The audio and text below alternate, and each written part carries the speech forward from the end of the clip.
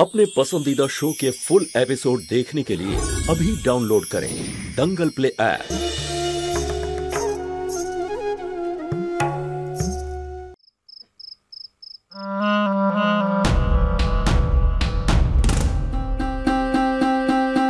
কি ব্যাপার এমন ভাবে হাঁটছিস যেন পায়ের মধ্যে শিকল পরানো আছে?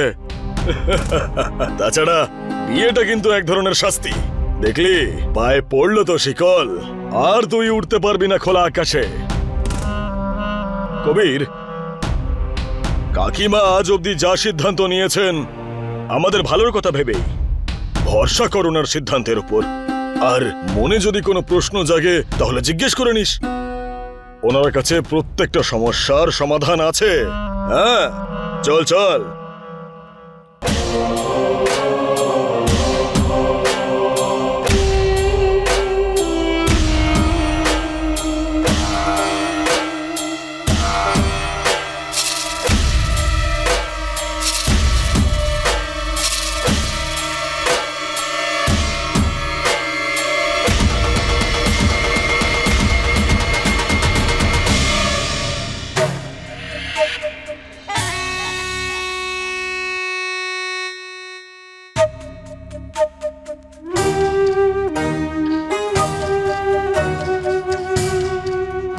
প্রণাম কাকিমা। ভালো থাক বাবা, সুখে থাক। কাকিমা, কবির তোমার জন্যই অপেক্ষা করছিল। ওর মনে কিছু প্রশ্ন বাসা বেঁধেছে। নিজের কাকিমার সিদ্ধান্তে সন্দেহ করছিস?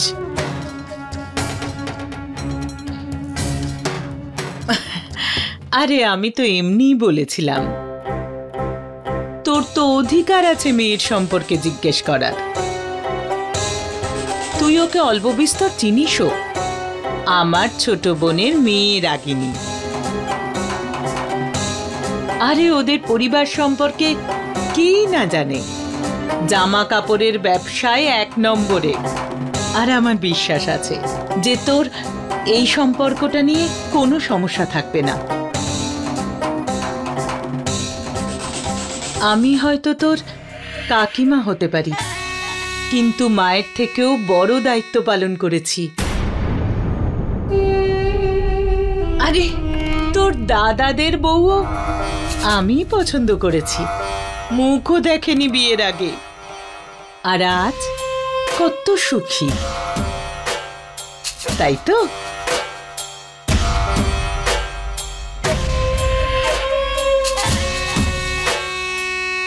ভাই, আরে কথা বলছিস না কেন? কাকিমা কিছু জিজ্ঞেস করছেন তোকে। তোর কোনো আপত্তি আছে এই সম্বন্ধে? আপত্তি? কি কথা বলছিস তুই? যদি আজ বড় বৌদি বেঁচে থাকতেন আর ওর জন্য মেয়ে পছন্দ করতেন, তাহলে না করতে পারতো? আমিও তো ওর মায়েরই মতন।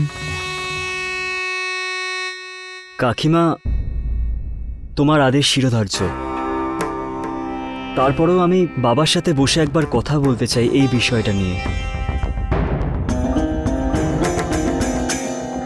কি কথা বলবি তুই বাবার সাথে? আর কেন? কাকিমা কি কোনো ভুল সিদ্ধান্ত নেবেন নাকি? সমীর ঠিকই তো বলছে কবির। এত বড় সিদ্ধান্ত, কিন্তু আমার বিশ্বাস আছে ও যদি একবার রাগিনীকে দেখে, ওদের আলাপ পরিচয় হয়ে গেলে বিয়েতে রাজি হবে। সন্দেহ হলে তার নিরসন করা অবশ্যই উচিত, তাই তো? যা গিয়ে তোর বাবার সাথে দেখা করে আয়। কিন্তু কাকিমা, বাবা বলেছেন যে ওনাকে যেন কেউ ডিস্টার্ব না করে। দিল্লির পার্টি হেডকোয়ার্টার থেকে ফোন এসেছে, তাই উনি ফোনেতেই পার্টি মিটিংয়ে বিজি আছেন।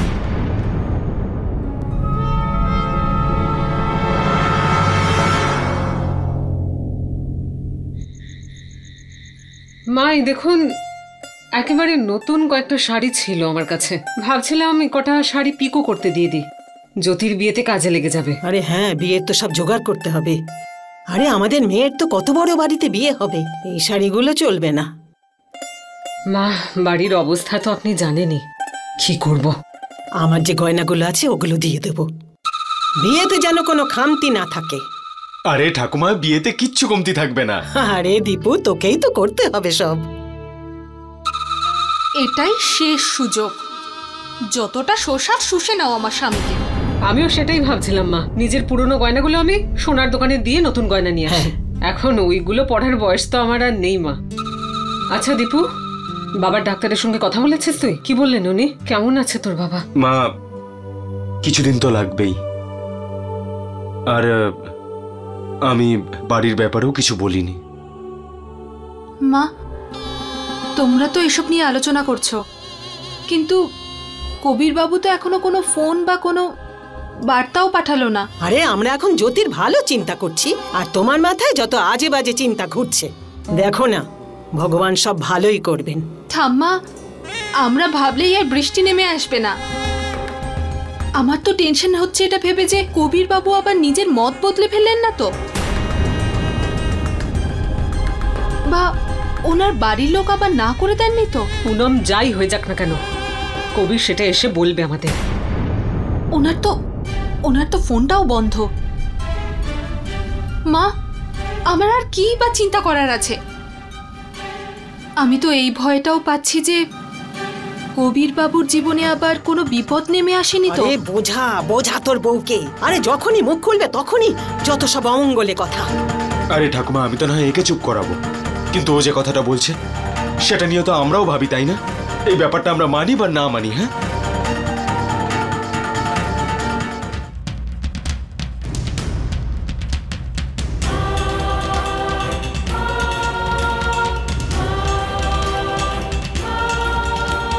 আমি তো এই ভয়টাও পাচ্ছি যে কবির বাবুর জীবনে আবার কোনো বিপদ নেমে আসেনি তো। না না, কিছু হতেই পারে না কবিরের।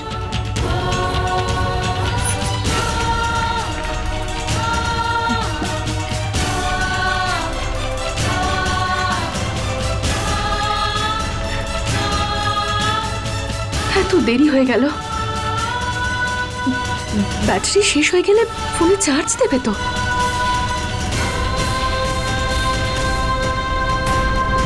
ওর পেরেন্টস, ও তো বললো বাড়ির কাছে পৌঁছে গেছে। যাই হয়ে থাকুক, একটা ফোন তো করতে পারতো। বাবা এখন বিজি আছে।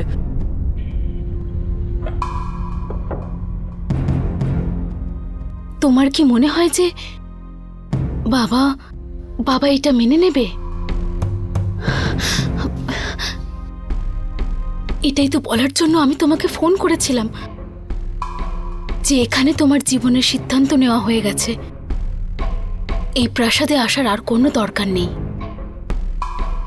তারপরও আমি এখানে আসতাম বৌদি, কারণ আমি জ্যোতিকে কথা দিয়েছি। ঠাকুরপো, তুমি আমার কথাটা বোঝার একটু চেষ্টা করো।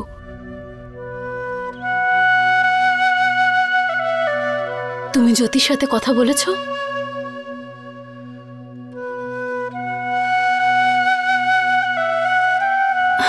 আরে না জানি কি ভেবে বসে আছে বেচারি। তুমি এখন ওকে একটা ফোন করে দাও। কিন্তু কি বলবে তুমি ওকে? সত্যিটা শুনলে ওর মন তো একেবারে ভেঙে যাবে। সত্যি?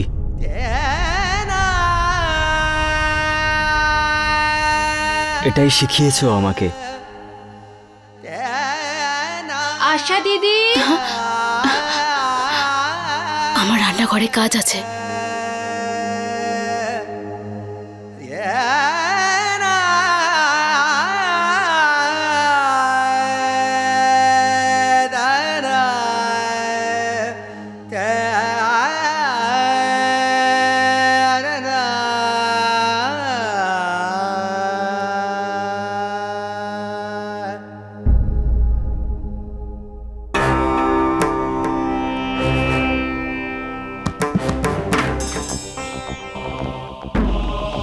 আমি তোমার বিবাহ স্থির করেছি। আমার ছোট বোনের মেয়ে রাগিনী। আমি হয়তো তোর কাকিমা হতে পারি, কিন্তু মায়ের থেকে বড় দায়িত্ব পালন করেছি আমি।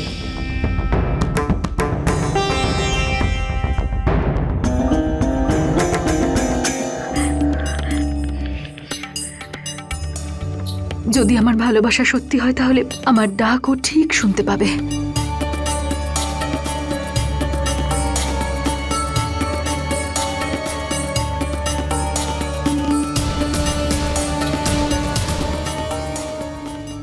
All line are busy in this route. Please call later. যে নম্বরে আপনি যোগাযোগ করতে চাইছেন সেটি এই মুহূর্তে ব্যস্ত আছে। দয়া করে কিছুক্ষণ পরে চেষ্টা করুন। ধন্যবাদ। তার মানে ফোন অন হয়ে গেছে।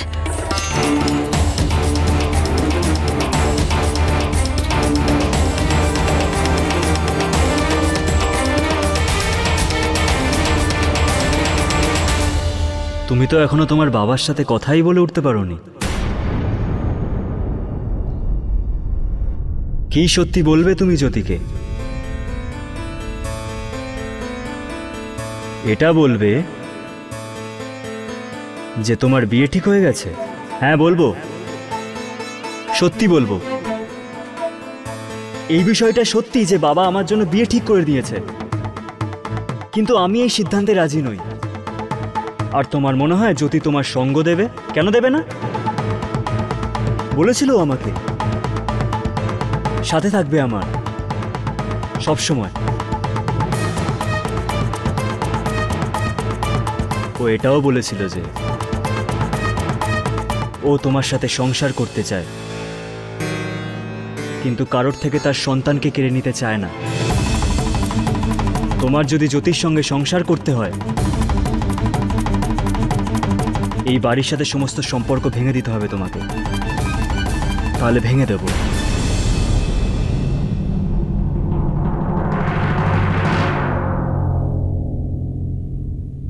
সবাই জানে কিন্তু কেউ মেনে নেবে না।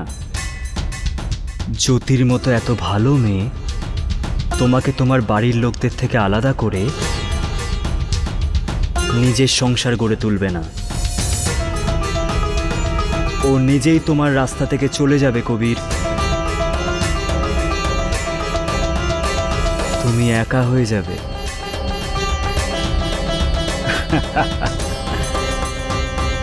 ছেড়ে দেবে ও তোমাকে। ও আমাকে ছেড়ে যা।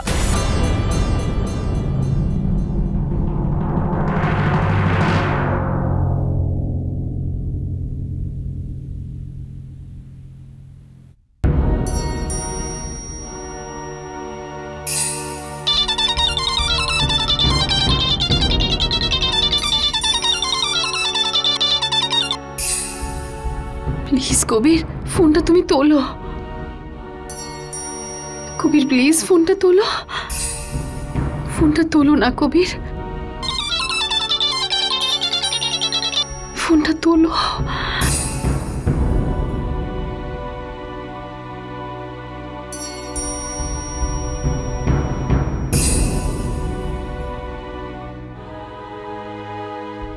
আমাকে দে। মা ফোনটা রিং হচ্ছে কিন্তু তুলছে না। সন্দীপ, তুমি তোমার ফোন থেকে ফোন করো না। যদি আমি আমার ফোন থেকে ট্রাই করছি।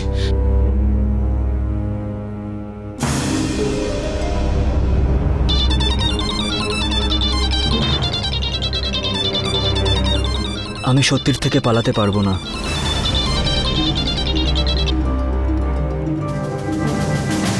হ্যালো হ্যালো কবির, কোথায় তুমি? কখন থেকে দিদি তোমাকে ট্রাই করে যাচ্ছে, তুমি ফোনই তুলছো না। হ্যাঁ আমি দীপু। এখানে আমরা সবাই চিন্তায় রয়েছি, তোমার যা বলো সেটা আমাদেরকে বলো। হ্যালো কবির, তুমি ঠিক আছো তো? হ্যাঁ আচ্ছা দেখো শোনো, তুমি আমার কথা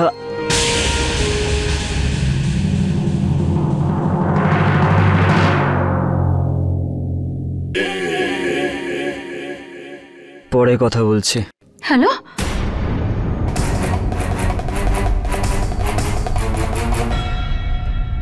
কি হচ্ছে দিদি? কি বললো?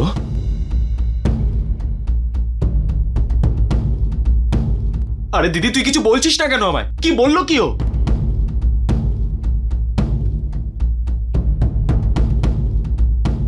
কিছু না,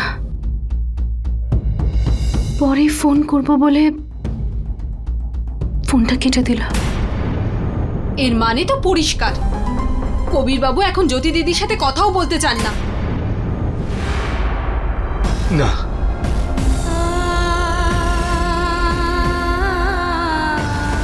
ও এরকম করতে পারে না।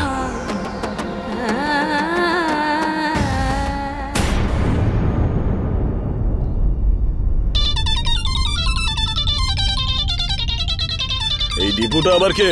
হ্যাঁ না দাদা, ওই মনে হচ্ছে তোর নাট্য মহলের কোনো বন্ধু, তাই না? দাদা প্লিজ আমার ফোনটা প্লিজ। এবার এটা আমার কাছেই থাকবে। তোকে একটা নতুন ফোন কিনে দেবো, সাথে একটা নতুন নাম্বারও। হ্যাঁ কিন্তু দেখ কবির, আজ অব্দি অনেক স্বাধীনতা পেয়েছিস তুই, ইচ্ছে মতন বেঁচেছিস, যা ইচ্ছে হয় করেছিস, কিন্তু এবার দায়িত্ব নেওয়ার সময় এসে গেছে। এটা ভুলে যাস না যে এই রাজপ্রাসাদের দেওয়াল সাধারণ মানুষ আর আমাদের মধ্যে একটা পার্থক্য তৈরি করে, আর এই পার্থক্যটা বজায় রাখার জন্যই এই সব পরিশ্রম। ভুলে যাও ওই পৃথিবীটাকে, কারণ বাবা আর কাকিমা তোর জন্য একটা নতুন পৃথিবীর কথা ভেবেছে। আমি এখনই আর এই মুহূর্তে বাবার সাথে কথা বলতে চাই। বলতে পারবি না? আরে পার্টির একটা এমার্জেন্সি মিটিং এর জন্য বাবাকে আর্জেন্টলি দিল্লি যেতে হয়েছে। বাবা এখানে নেই? না নেই, তাতে কি যায় আসে? বাবার আর কাকিমার সিদ্ধান্ত সম্পূর্ণ এক। চল, কাকিমা তোর জন্য অপেক্ষা করছেন।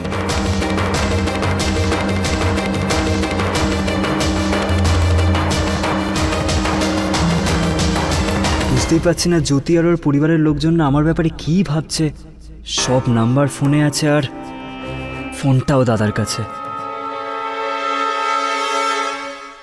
ওই মানুষটা এখন দিদির সাথে কথা বলতেও রাজি নয়। তোমরা তো চোখে সবাই কালো কাপড় বেঁধে রেখেছো। সত্যিটা এটাই যে উনি দিদিকে বিয়ে করতেই চান না। এসব কথা বলো না। এরকম করার থাকলে এখানে আসতো কেন? কথা কেন দিয়েছিল? আবেগের বশে এসে কথা দিয়ে ফেলেছিল। ঠিক আছে, যদি রাজিও হয়, ওনার পরিবারের লোক কোনোদিনও মানবে না। মা তুমিই বলো না, তুমি কি সন্দীপের বিয়েটা কোনো ডিভোর্সি মেয়ের সাথে দিতে, যার একটা সন্তানও ছিল? পুনম, একটা কথাও তুমি বলবে না। অনেক চোখের জল ফেলেছিস তুই দিদি, ব্যাস আর না। আমি কবিরকে তোর ভালোবাসা নিয়ে খেলা করতে দেব না। ওর ঘাড় ধরে আমি এখানে নিয়ে আসবো। না দীপু, জোর করে কোনোদিনও ভালোবাসা পাওয়া যায় না। কিন্তু যে ভুল করে দিদি, তাকে তার ভুলের জন্য শাস্তি পেতে হয়।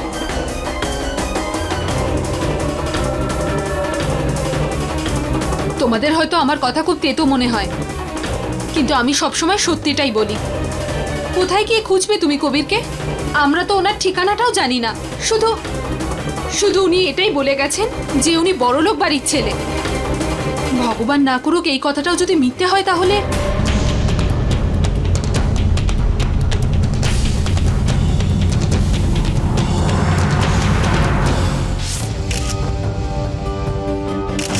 মেয়র সাহেবকে পার্টির কাজে হঠাৎ দিল্লি যেতে হয়েছে। ওনার অনুপস্থিতিতে ওনার কথাই আপনাদের কাছে পৌঁছে দিচ্ছি। মাননীয় রঘবিন্দর সিং সিসোডিয়া, এই শহরের মেয়র সাহেব তার ছেলে কবির প্রতাপ সিং সিসোডিয়ার বিয়ে শেখাওয়াত পরিবারে করার সিদ্ধান্ত নিয়েছেন।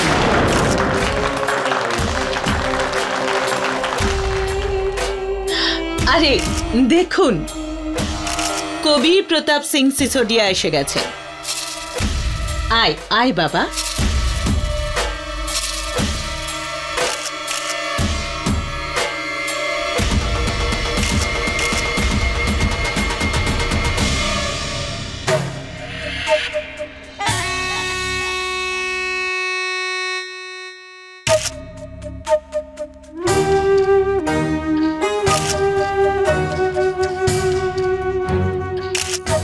ব্যাস ব্যাস, থ্যাংক ইউ সো মাচ। বাকি খবর আমরা সংবাদপত্রে দেখব। আসুন, আপনারা আসুন, এদিকে আসুন, প্লিজ আসুন। হ্যাঁ, চলুন চলুন।